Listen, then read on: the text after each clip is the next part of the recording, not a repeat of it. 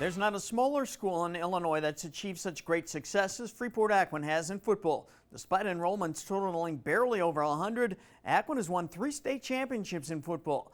This week in our Glory Days segment, we look back at the 2005 state champion Bulldogs. They played Cambridge for the 1A title in Champaign. Both teams were 12-1 going into the game. The Bulldogs had great balance on offense. Matt Marini had rushed for more than 1,600 yards with 27 touchdowns going into the championship game. And Adam Jelinek had passed for more than 2,800 yards with 38 touchdowns. But Cambridge was Aquin's offensive equal in this game. Jelinek connected with his main receiving threat, Drew Harwiger, for a 23-yard touchdown in the first quarter, but at halftime the Bulldogs trailed 22-14. The third quarter was where the Bulldogs made up ground, outscoring Cambridge 16-6. Marini rushed for a pair of short touchdowns, giving him 3 for the game. Aquin led 30-28 after the third quarter. The fourth quarter was a scoreless standoff. With 3:44 to play, Cambridge had a chance to take the lead. On a fourth down play, Cambridge lofted a pass to the end zone, but Nick Amadeo there just got a hand in there to break it up. A huge play. The Aquin Bulldogs hung on to win the state championship. They won 30-28. Joining us now on the phone is Matt Marini, the running back who scored 3 touchdowns in that game. He also played linebacker. Now, Matt, I want to start with that Cambridge pass there that was broken up in the end zone late in the game.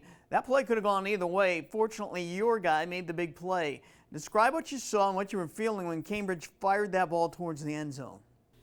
Where I was, I think I was covering somebody, so it was hard to see what was happening, but I just remember seeing the ball fall incomplete and then our guys celebrating the end zone and just feeling a sense of relief, you know.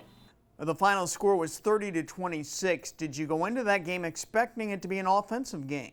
We went into every game kind of expecting to put up a lot of points ourselves. I don't think we really prepared for it to be a shootout or wanted it to be a shootout by any means. But every game we always knew that if we executed, we could put points up on the board. So I love the balance you guys had that season with you running the ball and Jelinek passing it. Did you guys strive for that balance, or were you simply taking what defenses were giving you that season and in that championship game? Yeah, definitely. I think we kind of just took what they gave us. But coming into that year, we were more known as a running team. But, when you've got the best quarterback wide receiver combo to come out of that school, it's a lot easier to throw the ball. So, could anyone cover Drew Harwiger that season, because it seemed like he was always getting open? No, he was a special talent. That kid was probably one of the best wide receivers in the state at the time, playing in the smallest school in the playoffs. A lot of people don't know this, but Drew walked on at U of I and was a D1 athlete, and unfortunately got some injuries and things didn't go as far as he wanted. But there was a lot of kids that they had a hard time keeping up with him. We have video of you guys celebrating on the field in Champaign. What's that feeling like to reach that ultimate goal? It's just a really great feeling of accomplishment. Like I said, I was really fortunate to go to school with a great group of guys that really knew what it took to come together for a common greater goal. And, that's the best I can describe it. Just an overwhelming sense of accomplishment and pride, just knowing all the work and hours and sweat and what we put into it. To end out on top is just the icing on the cake. Aquin is such a small school enrollment-wise, but the students and athletes there never seem to have any doubts about their ability to succeed despite the lack of numbers. Where does that confidence come from? From our group, we just kind of grew up watching the kids above us have success. When we were in grade school, I think was one of the first times Aquin went back to the playoffs after a huge drought.